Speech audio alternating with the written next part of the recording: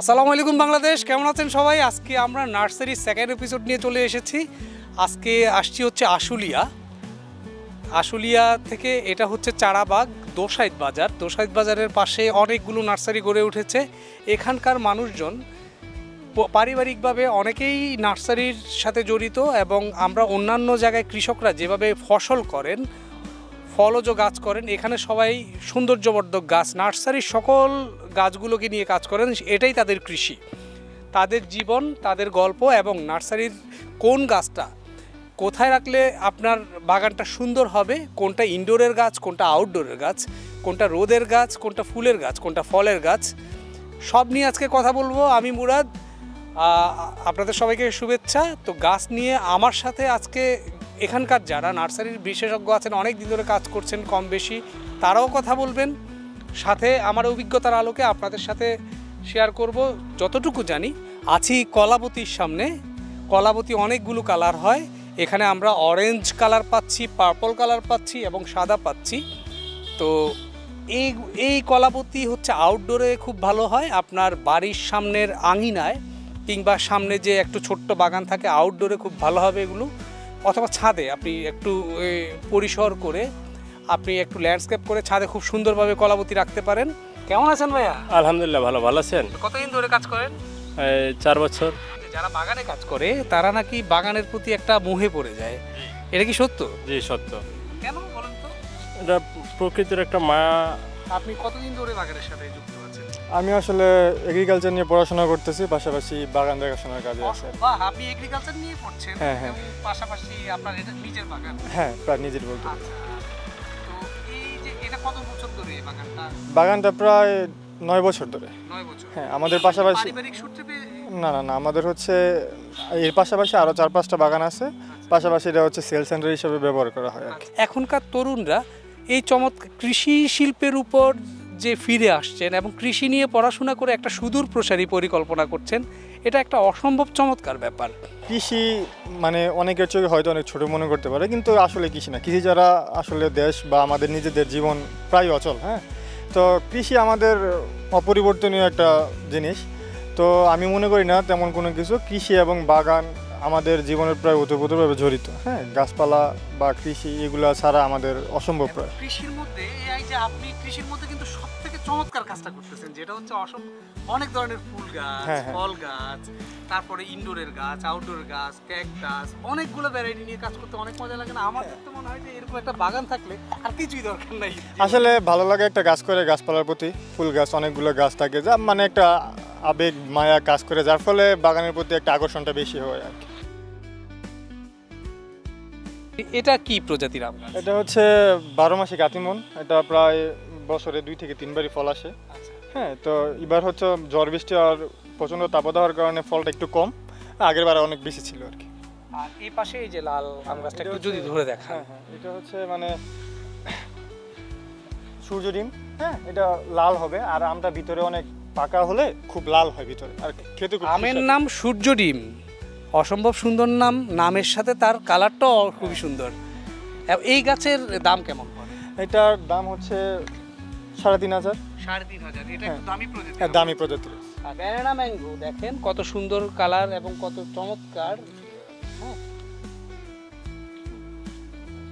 ও কিন্তু এখনো কাঁচা অবস্থাতেই ওর কালারটা এরকম, পাকলে আরো সুন্দর হয়। এটা হচ্ছে মালটা, এটা হচ্ছে বাড়ি মালটার 3। এটার সাইজটা খুব বড় বড় হয় এবং খেতে খুবই সুস্বাদু। হ্যাঁ, এটা রসটা খুবই মানে বেশি হয় আর খেতে খুবই মজা। এটা হচ্ছে কদবেল। হ্যাঁ, এটা হচ্ছে গ্রাফটিংয়ের কদবেল, যার কারণে খুবই অল্প সময়ে অল্প বয়সে ফল ধরে গেছে এবং সামনে আরও ব্যাপক আকারে ফল হবে ইনশাল্লাহ। এটা হচ্ছে জাম্বুরা। এটা হচ্ছে হাইব্রিডটা। এটার সাইজ খুবই বড় বড় হয় এবং খেতে খুবই সুস্বাদু। এটা রস অনেক বেশি হয় জাম্বুরা অন্য সব জাতের মধ্যে। এটা হচ্ছে সবেদা। হ্যাঁ, এটা হাইব্রিডটা, লম্বা জাতটা। হ্যাঁ, এটা খুবই মিষ্টি এটা খেতে। গাছের দামটা প্রায় এটা পড়বে 2,000 টাকার মতো। এটা হচ্ছে আঙ্গুরি পেয়ারা বলে অনেকে। হ্যাঁ, এটা থোকায় পেয়ারা ধরে। হ্যাঁ, খেতে খুবই সুস্বাদু এবং ব্যাপক আকারে হয়। এটার দাম 2,000 টাকার মতো পড়বে আর কি। এটা গ্রাফটিংয়ের আমরা, এটা প্রায় 12 মাসই থাকে এবং ব্যাপক আকারে ফলন হয়। আমরা এটা খেতে খুবই মিষ্টি এবং মানে সুস্বাদু। পরিচর্যাটা বলতে এটা একটু কীটনাশক দেওয়া লাগে, যেহেতু আমরা গাছের মধ্যে খুবই বিচার আক্রমণ হয়, সেই কীটনাশকটা দেওয়া লাগবে এবং দামটা হবে প্রায় 1500 টাকার মতো। এটা হচ্ছে সাদা জাম, এটা খুবই রসালো এবং বিচিটা খুব ছোট হয়, খেতে খুবই মিষ্টি। রেগুলার পরিচর্যা করলেই হয়, তেমন কোনো বিশেষ পরিচর্যা লাগে না। আর দামটা এটা প্রায় 3000 টাকার মতো পড়বে। এটা হচ্ছে মানে কেরালা নারিকেল আছে, লালটা আছে, এরপরে দেশি নারিকেলও আছে আমাদের মধ্যে। হ্যাঁ, এখানে ছোটো চারা আছে, বড় চারা আছে, আপনি আর যেটা ইচ্ছা নিতে পারবেন। এখানে ছোটো চারার দামগুলো তেমন বেশি না, 200 থেকে 250 টাকা করে, আর বড় চারার দামটা একটু বেশি পড়বে। আর পরিচর্যা বলতে নারিকেলের সবসময় পানিটা একটু বেশি লাগে, পাশাপাশি লাগানোর সময় সার এবং ইটের গুঁড়া যেগুলো থাকে এবং সার, ড্যাপ, টিএসপি, হ্যাঁ, এগুলা নিয়মিত আকারে দিয়ে লাগালেই হয়ে যাবে ইনশাল্লাহ। এটা হচ্ছে হাইব্রিড প্রজাতির আনার এবং এটা খুবই চমৎকার গাছ, ফুল আছে, ফল আছে। একটা গাছে প্রচুর পরিমাণ ফল পাওয়া যায় হাইব্রিড প্রজাতির গাছে। আপনি যদি বাগানের জন্য করতে চান, এই জাতীয় আনার বাগান আপনার করতে হলে এটার মাটিটা আলাদা প্রসেস করতে হবে। আনারের জন্য মাটিটা সম্পর্কে আমরা ভাইয়ের কাছ থেকে জানবো। আনারের জন্য লাগানোর সময় অবশ্যই সার, ড্যাপ, টিএসপি পরিমাণ মতো, তারপরে গোবরের পরিমাণটা একটু বেশি দিতে হবে, যেহেতু টবে মানে সীমিত আকারে সীমিত পরিসরে লাগানো যায়। এটা তো বাগান করে একসাথে অনেক ফল আনা সম্ভব। হ্যাঁ, অবশ্যই, এবং এটা বাণিজ্যিক আকারে আমরা করতে পারি। হ্যাঁ, আনারের আরো প্রজাতি, কয়টা প্রজাতি আপনার কাছে? আনারের আপাতত আমাদের কাছে 2টা প্রজাতি আছে, হাইব্রিডটা আছে, দেশিটা আছে। হ্যাঁ, আর সামনে আরো প্রজাতি আসবে ইনশাআল্লাহ। কাগজি লেবু, বাঙালির ভাতের সাথে যদি একটু কাগজি লেবুর রস না হয় তাহলে কি জমে? এই সেই কাগজি লেবু।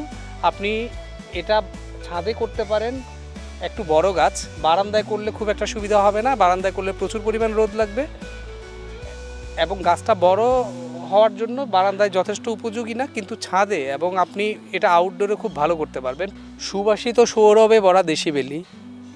এটা হচ্ছে আপেল কুল। আপেল কুল সম্পর্কে আমরা সবাই জানি, খুব সুস্বাদু একটি বরইর প্রজাতি। আরবের খেজুর চলে এসেছে বাংলাদেশে, এটা হচ্ছে অ্যারাবিয়ান খেজুর। এখন আমরা যে শেডে ঢুকবো এটা সম্পূর্ণ ইনডোর। আপনার ইনডোরের গাছের জন্য আপনি কোন গাছগুলো ঘরের ভেতরে বারান্দায় পরিবেশে রাখতে পারবেন সেটা নিয়ে সম্পূর্ণ এই শেডে সম্পূর্ণ ইনডোরের গাছ। আমি যদি দেখাই, প্রথমে এটা দেশি প্রজাতির ক্যালারিয়াম, কালারফুল কচু প্রজাতির মধ্যে খুবই পরিচিত একটা প্রজাতি। এটা পাহাড়ে, বাংলাদেশের রাঙামাটি, খাগড়াছড়ি, বান্দরবানে পাহাড়ে প্রচুর হয় এবং এটা প্রচুর এখানে বাংলাদেশে প্রচুর হলেও এটা বিদেশে খুবই রেয়ার। ইউরোপিয়ানরা এই গাছটা খুবই পছন্দ করেন। এটা হচ্ছে ভেরিগেটেড রাবার, তো এটা ইনডোরে রাখতে পারবেন। এটা আউটডোরেও খুব ভালো হয়, আউটডোরে খুব ভালো বড় গাছ হয় অনেক রাবারের, কিন্তু ইনডোরে এটা হচ্ছে ইনডোরের জন্য স্পেশাল প্রজাতি। আপনি ঘরের ভেতরে এসির মধ্যেও এই গাছটা খুবই ভালো থাকে। বাগানীদের মধ্যে যারা প্রাথমিকভাবে বনসাই করেন তাদের সবার শীর্ষে, পছন্দের শীর্ষে একটি গাছ হচ্ছে চায়না বট। এই চায়না বটের সুন্দর সুন্দর শেপ হয় বনসাইয়ের জন্য। চমৎকার শেকড় বাকড় সহ একটা চায়না বট হয়েছে, এটা অলরেডি বনসাই হয়ে গেছে। এটা হচ্ছে স্পাইডার প্ল্যান্ট। স্পাইডার যারা বাগান করেন তাদেরকে চিনিয়ে দেওয়ার কিছু নেই, স্পাইডার খুবই পছন্দের শীর্ষের গাছের মধ্যে স্পাইডার একটা। তার মধ্যে এখানে আছে হচ্ছে পথসের বিভিন্ন প্রজাতি। এটা কি মাঞ্জুলা ভাইয়া? এটা হচ্ছে মাঞ্জুলা। এটা হচ্ছে মনস্টেরা পেরু, ইনডোরের জন্য খুবই প্রিমিয়াম একটা গাছ। এটা বাংলাদেশে অ্যাভেলেবেল হয়েছে 5-6 বছরের মতো। এর আগে এটা অন্যান্য দেশ থেকে প্রথম বাগানিরা এনেছিল। এটা হচ্ছে মনস্টেরা অ্যাডামসনি, চমৎকার বাটারফ্লাইয়ের মতো। এটার একটা বৈশিষ্ট্য আছে, এই বৈশিষ্ট্যটা হচ্ছে এটা একটা বাটারফ্লাইয়ের মতো। রাতের সময় এটা হচ্ছে তার এই যে পাতাগুলো হচ্ছে গুজিয়ে নেয়, আবার দিনের বেলা এটাকে ছাড়িয়ে দেয়। আমার হাতে আছে গ্রিন লিপ অর্কিড। অর্কিডের মধ্যে গ্রিন লিপ একটা কমন প্রজাতি এবং সবাই পছন্দ করেন। এই গ্রিন লিপ, এটার কোনো মাটি লাগে না, এটা হচ্ছে গাছের অন্যান্য গাছের উপরে বাকলের মধ্যে হয়, কিন্তু আমরা বাংলাদেশে বাগানিরা এটাকে নারিকেলের ছোবার মধ্যে এবং নারিকেলের মধ্যে, এটা একটা আস্ত নারিকেলের মধ্যে গাছটা খুব সুন্দরভাবে হয়েছে দেখেন। পিলোডেন্ড্রন ফ্যামিলির 2টা প্রজাতি যেগুলো ইনডোরে খুবই ভালো হয়। এটা হচ্ছে পিস লিলি, ইনডোর আউটডোর 2 জায়গায় খুবই চমৎকার হয়। এটা হচ্ছে বাংলাদেশে বাগানিরা এটাকে গাব পাতা বললেও এটা হচ্ছে ক্যালাথিয়া ফ্যামিলির একটা গাছ, এটা ইনডোরে ভালো হয়। এটা হচ্ছে ভেরিগেটেড মেরিন্ডা। মেরিন্ডার আরও 2-3 প্রজাতি আছে। এ হচ্ছে লটকন, খুব সুন্দরভাবে গাছে ধরে আছে, প্রচুর ফলন হয়েছে একটা ছোট গাছের নিচ থেকে শুরু করে। এটা যদি বাগান করেন আরও চমৎকার ফলন পাবেন। বাংলায় বললে শুধু কচু, কিন্তু সিঙ্গুনিয়ামের 2টা প্রজাতি এখানে, এগুলো খুবই ভালো হয় ইনডোরে। খুবই সুন্দর একটা চায়না বটের বনসাই। হ্যাঁ, এটা ভালো দাম, একটা বড় গাছের ভালো দাম হয় এগুলো। এখানে আরেকটা দেখতে পাচ্ছি। আমরা এয়ারপোর্ট থেকে বের হয়ে আমরা যখন হচ্ছে ঢাকার দিকে ঢুকি, আমরা দেখতে পাই যে ঢাকার রাস্তার দুই পাশে সরকার চমৎকার চমৎকার কিছু বনসাই করেছেন, যেগুলো হচ্ছে চায়না থেকে ইম্পোর্ট করা। এটা হচ্ছে অ্যারালিয়া, ড্রপ অ্যারালিয়া, অনেক খুব সুন্দর সুন্দর ছোট ছোট পাতা। এটা হচ্ছে অ্যারালিয়ার আরেকটা প্রজাতি। এ হচ্ছে টাইম ফুল, অনেকগুলো কালার হয়। এগুলো সকালে পুরোপুরি ফুটে, যেহেতু সময়ের ফুল। এখন হচ্ছে বিকাল, এখন ও হচ্ছে লাজুক হয়ে গেছে। সকালে আপনার 8টা থেকে 10টা 11টা পর্যন্ত পুরো গাছে ফুলগুলো ফুটে থাকে। এটা হচ্ছে ইউফোরবিয়া, কাটা মুকুট, খুবই সুন্দর প্রজাতি, ভেরিগেটেড কাটা মুকুট। দেখতে পাচ্ছি অনেকগুলো স্ন্যাক প্ল্যান্ট। রাবারের মধ্যে এটা হচ্ছে সব থেকে পরিচিত, এটা ব্ল্যাক রাবার। ইনডোরে আউটডোরে দুই জায়গায় খুব ভালো হয়। বাগানে আসলে আবেগে আপ্লুত হয় মন, বলে শেষ হবে না। অনেক গল্প, অনেক ফুল, অনেক ফল, অনেক বনজ, অনেক ঔষধি, অনেক অর্নামেন্টাল গাছ আছে, যেগুলো আমরা আস্তে আস্তে আরও দেখাবো আপনাদেরকে। আজকে বেলি ফুলের সাথে এখানে শেষ করছি। হাংরিজেনের সাথে থাকবেন, হাংরিজেনকে ভালোবাসবেন। আমরা আগামীতে আপনাদের জন্য আরও অসাধারণ কিছু কন্টেন্ট নিয়ে আসব। ভালোবাসা থাকলো।